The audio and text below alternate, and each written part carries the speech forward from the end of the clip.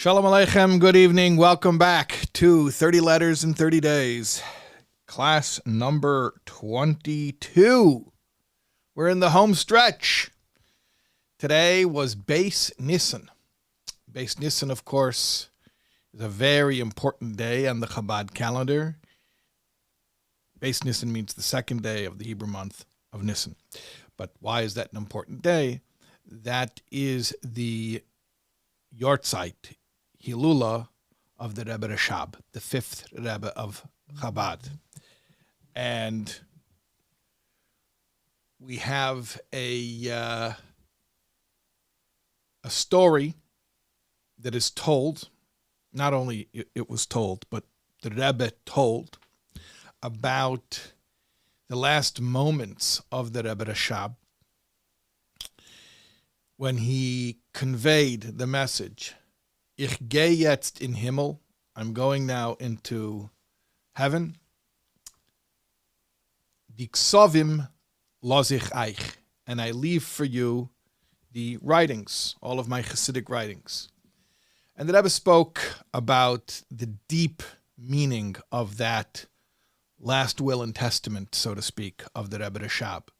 But I'll just bring out one point that the Rebbe amplified upon, and that is the specific word los, leave. I leave you the writings. The Rebbe Rashab didn't say that the writings are being given to you, the writings are being transferred to you, bequeathed to you. There are many different ways that you can convey a transfer of ownership. Rather, the Rebbe Rashab said, I leave it for you. In other words, come and get it. It's available. If you want it, it's yours, but you have to make it yours. And I think we've seen that throughout the 30 days, that the Rebbe left us oitres, absolute treasures in the Igros, but you have to come and get it, and you have to make it yours. You have to actually put in a little bit of work, a little bit of sweat equity in order to start to see the depth of it. But once you do, boy, oh boy, it's just endless. So it's been really meaningful to me to put in some extra thought and extra time and extra focus and extra concentration into these letters. And it's always rewarding whenever one does so.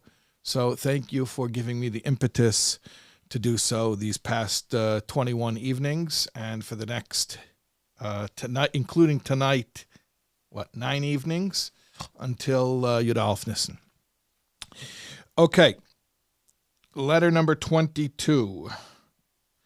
Baruch Hashem, Yud Dalid Shvat Tovshin Tes Vav, Brooklyn Shalom Uvracha.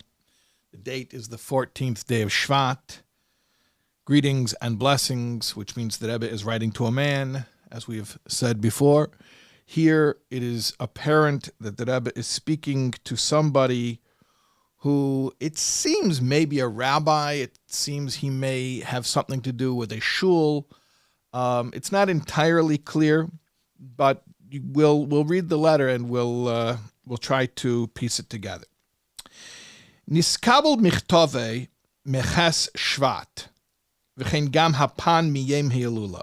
I received your letter from the 8th day of Shvat, along with the pan from the day of the Yortzeit, the passing, the anniversary of passing, which, of course, that means Yud Shvat, which we've spoken about before in previous letters. That is the Yortzeit of the Favorite Rebbe, the Rebbe's father-in-law. And we've also spoken about what a pan is, a pidyon nefesh. That is a special type of written communication that a chassid submits to a Rebbe asking for prayers on his behalf. So the Rebbe says to this person, I received your letter and also the pan.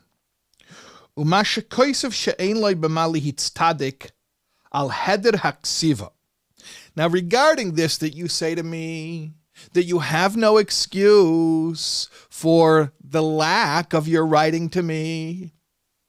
Now, we know that this is something that comes up often in the Rebbe's correspondences. The Rebbe will ask people, why are you writing so infrequently? Why don't you write more often? Apparently, or possibly the Rebbe asked something like this to this letter writer, or perhaps it was unsolicited. But what's apparent is that this person wrote previously, I know I haven't written in a long time and I have no excuse for it. Okay, so in other words, the person's feeling guilty.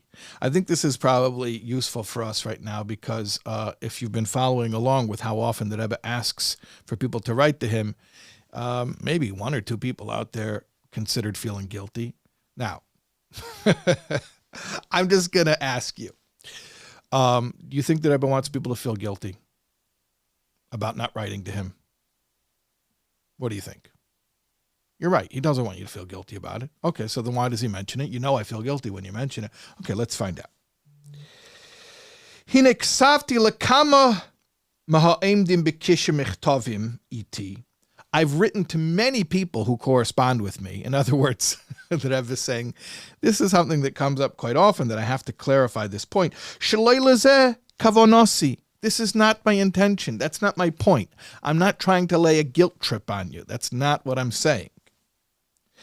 So then why? Why does the Rebbe say write more often? Now, last night, if you remember last night's letter, we had a beautiful explanation of why writing to the Rebbe with good news is going to improve our subjective outlook on life, as well as, because of the Kabbalistic mechanics of how our thoughts affect reality, it will improve our objective experience of life as well. That was last night. Now we're going to learn something different. And it's not a contradiction. They can both be true. It's just a different angle. You know, by the way, we encounter this all the time, that there are multiple reasons for things. So it's not a contradiction. It's just another perspective. All right. So last night we learned one perspective, why it's good to write to the Rebbe. Tonight we're learning another perspective, why it's good to write to the Rebbe. So here the Rebbe says, people feel guilty about it. They say, oh, I'm so sorry. And the Rebbe is saying, that's not my point. That's not what I'm trying to do. Ve'inyan haksiva. So what's the point? What's the point of writing? Noisafama shebiyamenu ele bifrat te'evim utzmeim lechol basura teva mipas heyesenu be'eretz tia va'oif bli mayim. In addition to the fact that in these days we live, proverbially speaking, in a parched wilderness, in a desert. So it's so rare to hear good news, and we thirstily drink in the good news when we hear good news. So that's one thing that I was saying, but this is in addition to that. It is very nice to get good news. Okay, that's one thing. But in addition to that, and this is the main thing that Rebbe is going to say. In fact, he says that the main thing, ha'ikar b'zeh, the main thing here, hu al derech Mimer Azal, is along the same lines as the saying of our sages. It's actually a medrash.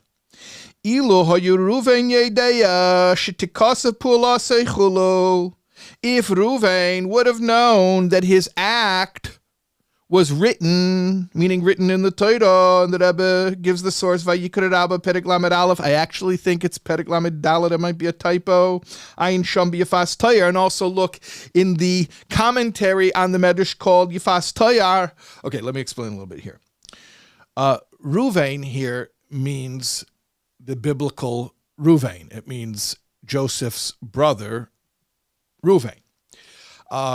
If you remember, Ruvain was the one who said, let's not kill him, let's sell him into slavery. He pulled him out of the pit, and instead of killing him, he sold him into slavery. So the Rebbe says that there's a medrash that says that if Ruvain would have known that his act was going to be recorded, he would have done the job more fully, meaning, and the Medrash actually says, he would have put Yosef on his shoulders, right? Like Simchas Torah, right? He would have put Yosef on his shoulders, put his little brother on his shoulders, and marched him back home to his father, right? See, Ruvain did a good thing. He saved his brother's life. But if he would have known that this is being written in the Torah and recorded for posterity, he would have gone the extra mile and he would have put Yosef on his shoulders and marched him back home.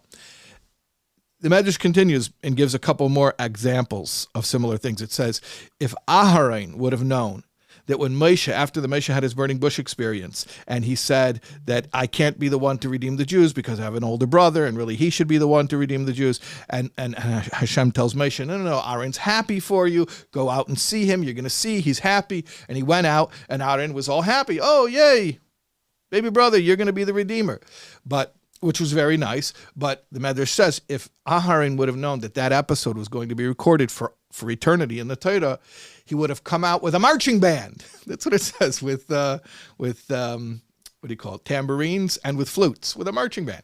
So he would have done it even more fully. It also says, the third example says about Boaz. Boaz was the chieftain, the head of the tribe in the time of Rus, in the book of Rus, the story of Rus. So she was impoverished, and he fed her roasted grains, which was very nice. But the Medrash says if he would have known that this is being written down for posterity, then he would have served her fat veal, which is, a delicacy. At any rate, it's interesting. All of these examples in the Medrash that the Rebbe is referring to are examples of people who did good things, and they would have done it even better had they known it was going to be written down. Or like we say, and the Rebbe said many times, as gut is besser nicht besser. If good is good, isn't better even better? Of course it is. So the Rebbe is not saying that if you knew you had to write what you're doing and be accountable in writing, then you'd stop doing bad stuff. No, chas v'shalom. That's not what the Rebbe is saying. The Rebbe is saying you're doing good stuff already. You're doing good stuff already. But if you knew that you were going to write to me about all the good stuff you're doing, then you would do your good stuff even better, just like these examples in the Medrash. By the way, the Rebbe says to look in the Yefas Torah there, which is the one of the commentaries on the Medrash. So if you look there, it's interesting. The Yefas Torah asks a question, which is, why would these tzaddikim be so concerned with kavod, with honor? Like, oh, if it was anonymous and no one would know about it, so they would do it kind of halfway. But once they know there's going to be Pearson, it's going to be written in the Torah, now they're going to do it more fully. Like, doesn't sound very righteous. So the Yefas Torah explains a few different, very legitimate explanations that have nothing to do with being corrupt or looking for attention. Legitimate reasons why a person would do something more fully if he knew it was being written. He says one thing is that, there are things that when you do them in public, when people are watching, Torah demands that you take extra care, like the idea of maras ayin, right? Where you're not doing anything wrong, but it could give an impression that you're doing something wrong, so you have to be extra careful. And there's such a concept in Torah, in halacha, that you have to be concerned with outward appearances. So, and that's a legitimate reason for doing things even more carefully, more meticulously, when you know that people are observing. Okay, that's one explanation. Yefas Torah gives another explanation. He says sometimes that a person does something good, but he's embarrassed of the people or even afraid of the people around. But if he knows that it's not just the immediate people who are watching him, this is all generations who are watching him, so to speak, then it emboldens him to do it more with more panache. He puts himself more into it. So like, for instance, Reuven was a little bit concerned about the other brothers, that they're going to thwart his plan to save Yosef. Aaron was a little bit embarrassed, or he was thinking, I should make a big tzimis from this, right? And Boaz also, he was sort of like, look, what are people going to say? Here's this young widow, and I'm giving her nice food. They're going to think I'm like coming on to her. Like, I don't want to give that impression, right? But if you would have known that this is for eternity, you would have said, who cares about the impression that the people looking at me right now have? This is for all generations. This is for eternity. Let me do it right. So that's another explanation that Yifas Toyer gives. And another one, I'll just mention one more and we'll move on, is that sometimes people think something is insignificant. They themselves don't realize the profundity of what they're doing. They know it's a good thing. They just don't understand the ramifications, the big picture. And if they were to understand that this is going to be recorded and studied by future generations, it hits them how massive the action is that they're involved in, and that it didn't register with them before that. Okay. At any rate, the point is that Rebbe refers to a medrash which basically says it's human nature, it's human psychology, that when you know something is going to be recorded, then you do things even better than you're already doing them currently. And that's what the Rebbe is saying here. I want you to write to me because I want you to have that accountability that the Medrash describes, and it's just sort of unavoidable. That's the way that accountability affects the human psyche. It will pull more productivity out of you. And the Rebbe says it pretty explicitly right here. Let's continue. We see for ourselves, it's empirically evident.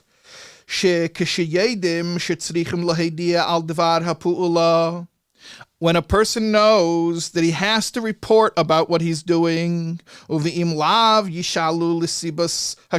if he doesn't report, he's going to be asked, hey, what's up with that? Why are you not reporting? So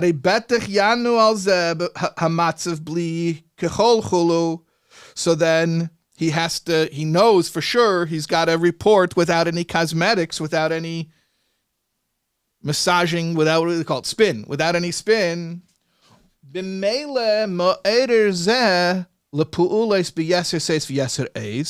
this automatically forces him, it arouses in him to up his game, to do things with greater intensity, with greater vigor.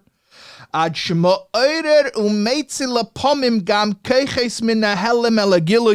sometimes it even pulls out hidden abilities that were unrevealed and it makes them revealed. Meaning there's potential that you have that you didn't know you had, but when you have to write and report, that potential is going to come out. And you wouldn't be able to summon up those potentials otherwise, but somehow this phenomenon of accountability automatically elicits those hidden talents. Things that are so evident and obvious don't really need to be elaborated upon at length.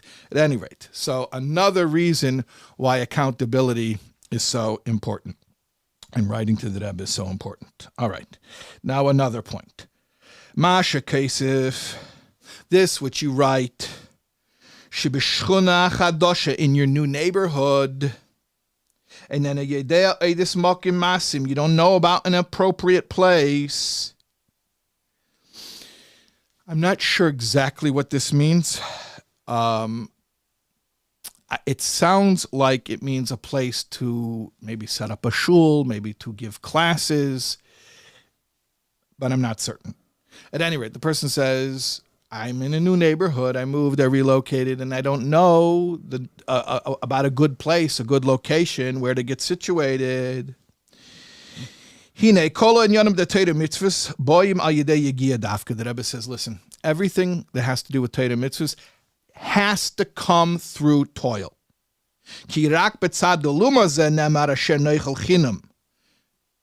Only when we're talking about the other side, that means the klippa, the sitra achra, negativity, do we say, this is the phrase from the Jews when they were regrettably nostalgizing or reminiscing about the good old days in Egypt. What was so good about Egypt? They were slaves. They said, oh, remember back in Egypt when we ate bread for free? You weren't eating for free. You were slaves. Free from mitzvahs. It was before Matan Torah. They didn't have mitzvahs. So they were nostalgizing about before they had those moral obligations placed upon them. So that's the side of negativity. Over there, the negative side gives free lunch, as we call it in our vernacular. But in the side of Kedusha, there's no free lunch.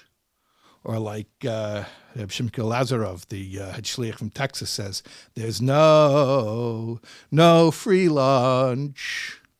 Even if somebody tells you such a mishigas, believe me, I tried it, no matter what. There's no free lunch. Anyway, he sings it better than me, but there's no free lunch on the side of Kedusha. If there's a free lunch, that's the Sitra Achra.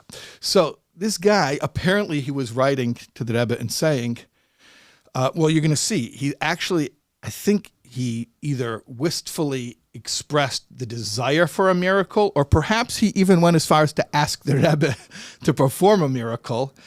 And the Rebbe is telling him, why would you do that? Like, it's good to work hard. In anything that's holy, anything that's pure, is going to entail toil and work. I'll tell you just very briefly, there's a story that a father brings his little boy to the mikveh for the first time. But this is in the Alta Heim. So the mikveh means Yetoivel and Teich. That means the river, and it's frozen. There's ice, so you have to smash a hole in it. So the father takes the little boy, and he dips him in the cold river. And the little boy squeals, "Ee!" And then the father takes him out, wraps him up in a warm blanket, and the boy says, "Ah." The father says to him, "I want you to learn a lesson in life. See, the mikveh is holy, okay? So it starts with the ee, with a squeal, but it ends with a ah, because that's how holy things are. But then there's other things in life. They start with an ah, but they end with the ee, with a squeal, and that is the stuff that's not holy. So if it's holy, it's going to start with toil, but that's all part of it. And let's look here what the Rebbe says. And if you look in Zohar, volume 2, that means the book of Shmois, and on page 128a, which is Parshas Truma, you're going to find over there what it says. And it's interesting, I saw that Maramokim, I saw, Zohar, we had a Zohar last night, which I recognized because of Likutei Sichos. Trust me, I'm not a student of Zohar, at least not directly, but when there's a source in the Rebbe's Torah for a Zohar, I'll go look up the Zohar. So last night, there was a Zohar that sent us to the Sicha about the Bitochen, about Moshe Rabbeinu, from Chelik Chavav. I think somebody wrote in and asked. I believe it's Chelik Chavav. At any rate, the fact checkers will let me know. That's just off the cuff. But this Zohar, I recognize. I was like, I know this. Where do I know this from? I'll tell you where I know it from. So Shabbos, I was relearning my favorite mimer, B'yem Ashtei Aser, which is a mimer that Rebbe said on his birthday, Yud Aleph Nissen. And so I was learning, I'm not only doing the 30 letters in 30 days, it's my hachana for Yud Aleph Nissen. So Shabbos, I was learning with my wife. We were learning B'yem Ashtei Aser. And over there, the Rebbe speaks about, it's a whole explanation about why the Jewish people, they choose a relationship only with Hashem and not with Kechavim Mazoles, not with the intermediaries. Well, why would you choose a relationship with the intermediaries? And it explains over there, because when you have a relationship with the king, it's limited. Why? Because in Kedusha, you have to work hard. You have to work hard. There's no free lunch. There's no free lunch. Okay. But in Klippa, there's a makif of, it's just like, you can't internalize it because it's not compatible with your system. It just sort of washes over you. But it feels good, at least at first. And it feels like you're getting, it's like when the credit card companies send you the envelope with the checks. And you're like, oh, free checks, blank checks, money they're giving me. It feels so good. It feels like they're just giving you free stuff. No, they're not giving you nothing. They're there to make you an indentured servant for the rest of your life and pay that APR. But at any rate, so over there in B'yem Ashtei Aser, which was my favorite, personally, it's my favorite mimer from the Rebbe. So he explains over there that in Klippa, they give it to you for free. And, they come back and they bite you in the end. That's how they get you. But at any rate, so he's mitzayin to that Zohar. And I saw the Zohar in tonight's letter. I said to my wife, is that the same Zohar that we looked at on Shabbos? She said, go look. There's a bookmark still in the Zohar. Open it up and see. I said, yep, that's it. Okay. So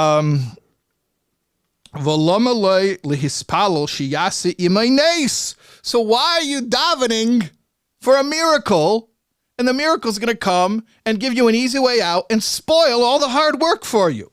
That you're going to find a place without toil? No. Everything with Torah mitzvahs has to be with toil. So yeah, it's good. It's good. It should be hard to find the right place to get situated in your new neighborhood, the Rebbe says. Ki yadua aloshin kama grua chulu. Shabbos nun gimel omid beis. What is this? That's a Gemara in Shabbos talking about a guy. It's an interesting miracle that happened for him. His wife died, Leileno, and he had a child who was still nursing, and he davened, and a miracle happened. He was able to nurse the child. He was able to lactate and to nurse the child. So there was a machlekes there that I think was Rav Yosef and Abaye about whether it was a good thing or a bad thing. But Abaye said, how is this something? How is this a good thing? He did it. He had a miracle done on his behalf. That's not good. You're supposed to toil. You're supposed to do things naturally. That itself needs to, famous story about the Alter Rebbe. When he was in prison, and they used to take him back and forth from the prison to the courthouse for interrogation, and they would take him across the river, and what's it called, the Neva River in Peterburg. So they would take him across the river, and he wanted to make Kiddush Levana, and sanctify the new moon. And he told the river boat captain to stop the boat, and the guy wouldn't stop it. And the Alter Rebbe did something, mystical stuff, and made the boat stop. But then the Alter Rebbe released it and said, now you stop it. The guy wouldn't do it. And they went back and forth like that a couple of times. Finally, the guy realized the Alter Rebbe can stop the boat. I better. But then actually he told the Alter Rebbe, I'll stop it, but you have to give me a bracha and you have to put it in writing, which he did. At any rate, so then the non-Jewish riverboat captain stopped the boat. The Alter Rebbe made Kiddush Levana, and then he released the boat. So the Frierdiker Rebbe says, I heard the story since I was a kid. I never understood if the Alter Rebbe could stop the boat miraculously, then just, what does he have to ask the captain to stop it? And he said, but then I learned more Chassidus, and I realized everything has to be done within nature. Hashem created nature, and the ultimate is not to sidestep nature, because that's not a dira b'tachtenim. To make a dwelling place for Hashem in this world means to work within the parameters of the world. Anyways, that's the Gemara Shabbos Nun Gimel Omid Beis. Va'afilo chulu menakin chulu Shabbos Lamed Beis Omid Aleph. That's another Gemara, also from Shabbos, but different sugya over there, and it's talking about al seimchen ala nes, that we don't rely on a miracle. A person shouldn't rely on a miracle. And what about someone who says, "Oh, but I did it and I got away with it"? You didn't get away with it because it depletes from your account. You think you got away with it? You didn't get. That's. I was speeding all day. I didn't get pulled over. And you wait 2 weeks and you get the red light camera ticket or the speeding camera ticket. You didn't get away with anything. So if you rely on a miracle, it'll, deplete, or it'll detract from your merits. So don't do that. At any rate, the Rebbe tells him, why do you want a miracle to find a new place to, I think, set up a shul or start giving classes or something like that? It's good that it's hard work. Go through the natural channels. That's the way everything holy works. Okay. Now another subject. I enjoyed Shekibel Mishras. I'm not sure the translation here. There's a few places I'm not sure about the translation. I believe here means a job. Okay. It's the translation says something different. Please ignore that. It means a job. I'm glad that you found employment. That's what I think it means. Shebavade mashpia ala yachas ela ve'el zugose tichya b'chol hachugim divinei Yisrael sham. It's the fact that you have a job is going to be good for your relationship and you and your wife with the local Jews in this place. Again, I think this person had some type of influential position in the place that he moved to, and the fact that he has some type of side employment that Rebbe is saying is going to be good for your relationship with the people there. V'seif gam haparnosa tove. And then in the end, the money will also come. First of all, it's good. It's just good for your reputation as an upstanding citizen that you have this job. It's good for your networking and your relationships with people, but also it's going to bring in money. And not only will the money come, but a lot of money. You're going to be comfortable with the time. Oh, this is harsh. Although, the Rebbe says in parentheses, if you had listened to my words, about the 13 strands of the beard, it's a Kabbalistic description of the mystical beard, the Yud Gimel Tikkunei Dikna, the 13 strands of the beard, which correspond to the 13 Midas Harachamim. And as the Rebbe explains here in the source over here, that the beard draws down, the mystical beard in Seder Shtalshlis, Kaviyachol, brings down Rachamim. And so too, down here, the actual beard of the person is a channel to bring mercy into his life. So the Rebbe says, if you would listen to me about the beard, apparently this person had no beard. So the Rebbe is saying, first of all, it's good. You're going to have parnasa, and you're going to have lots of parnasa. So the Rebbe gives him that bracha. Yeah, it's going to be good. You're going to have money. Okay, but by the way, if you would have listened to me about the beard already, Sif Daled nitpas gamkein betilim yal oir itzos kahos. So if you would listen to me, it explains that the Tzemach Tzedek explains over there that the Yud Gimel Tikkunei Dikna, the beard, is corresponding to the Yud Gimel Midas Harachamim, to the channels of divine mercy. And if your wife would listen about wearing a sheitel, covering her hair with a sheitel,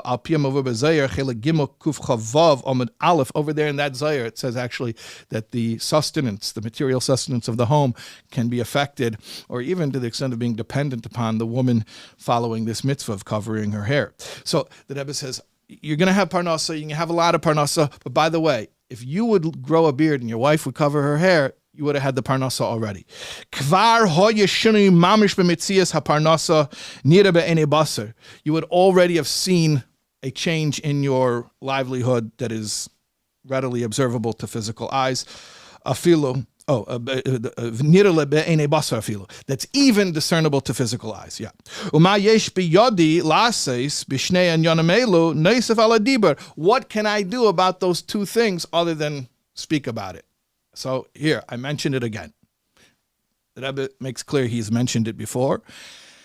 And I'm mentioning it again. What else can I do? I can just mention it. I mentioned it again. Okay. Hapan Shalai. Remember at the beginning of the letter, the Rebbe said that the person wrote a michtov and a pan. So Hapan Shalai, the Pidyon Nefesh, the special petition for prayer.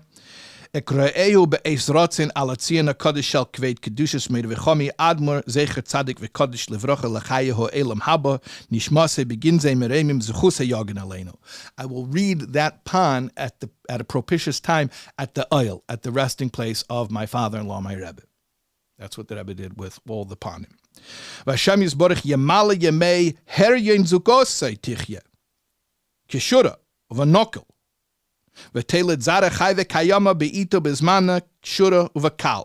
Hashem should cause your wife, may she be well, that her pregnancy should proceed properly and easily, and she should properly and easily give birth to healthy children at the right time. Apparently, this man's wife was expecting. Bivracha, with blessing, and that's our letter for tonight. And we'll see you tomorrow. There's no free lunch.